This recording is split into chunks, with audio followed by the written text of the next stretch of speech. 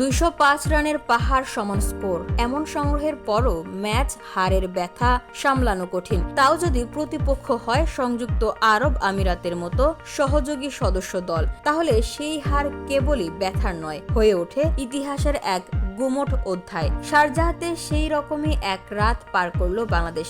Toss জিতে আগে bat করে ২০৫ রান তুলে ধরা হয়েছিল আমিরাতের সামনে। টি-20 ক্রিকেটে এমন লক্ষ্য সাধারণত জয় নিশ্চিত করার মতোই, কিন্তু লড়াইটা সেখানেই থেমে থাকেনি। শেষ বলে 2 উইকেটে জয় তুলে নেয় আমিরাত।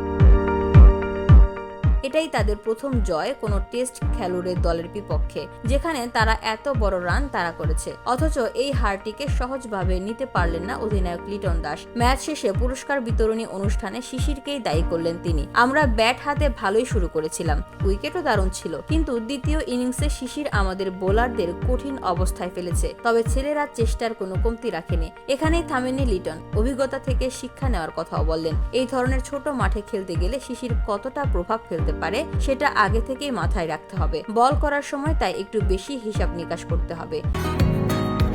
বসুন্ধরা, উত্তরা, বনশ্রী, কুড়িল ও বাড্ডা সহ রাজধানীর বিভিন্ন স্থানে অভিজাত ও অত্যাধুনিক মানের ফ্ল্যাট কেনার এক নির্ভরযোগ্য প্রতিষ্ঠান প্লেজেন্ট প্রপার্টিজ লিমিটেড। তাই আপনার স্বপ্নের আবাসনের জন্য আজই যোগাযোগ করুন। Pleasant properties limited, where destiny matches eventually.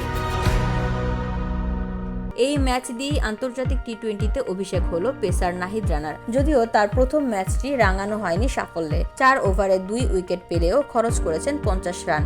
এ নিয়ে লিটনের মন্তব্য, আমরা ওর কাছ থেকে আরো ভালো কিছুর আশা করেছিলাম, তবে প্রতিটি ক্রিকেটারেরই ভালো মন্দ সময় থাকে। বাংলাদেশের বোলিং ব্যর্থতার সুযোগটি দারুণভাবেই কাজে লাগিয়েছেন আমিরাত অধিনায়ক মোহাম্মদ ওয়াসিম। মাত্র 42 বলে 82 রানের ইনিংস খেলেছেন তিনি। উদ্বোধনী জুটিতে মোহাম্মদ জুহাইবকে সঙ্গে নিয়ে 107 রান তুলে ম্যাচের ভিত গড়ে তোলেন দুজনেই। ওয়াসিমের নেতৃত্বে আত্মবিশ্বাসে বলিয়ান দলটি শেষ পর্যন্ত ইতিহাস গড়েই মাঠ ছেড়েছে। জয়ের পর আবেগে আপ্লুত হয়ে ওয়াসিম বলেন, আমার বলার মতো ভাষা নেই, বাংলাদেশকে হারাতে পারাটা আমাদের জন্য গর্বের। আমরা জানতাম এই কন্ডিশনে রান তাড়া করা সম্ভব, আর সেই বিশ্বাস থেকেই খেলেছি। এই হারের মধ্য দিয়ে নতুন করে প্রশ্ন উঠেছে বাংলাদেশের টি-20 প্রস্তুতি নিয়ে। শিশির, ছোট মাঠ কিংবা চাপ কোনোটিই নতুন নয়, তবে এমন এক ম্যাচে যেখানে বাংলাদেশ আগে ব্যাট করে রান পাহাড় গড়ে, সেখানে এভাবে হেরে যাওয়া কেবলই হতাশার নয়, অ্যালার্ম বেল বাজানোর মতোই। VOD Bangla news desk.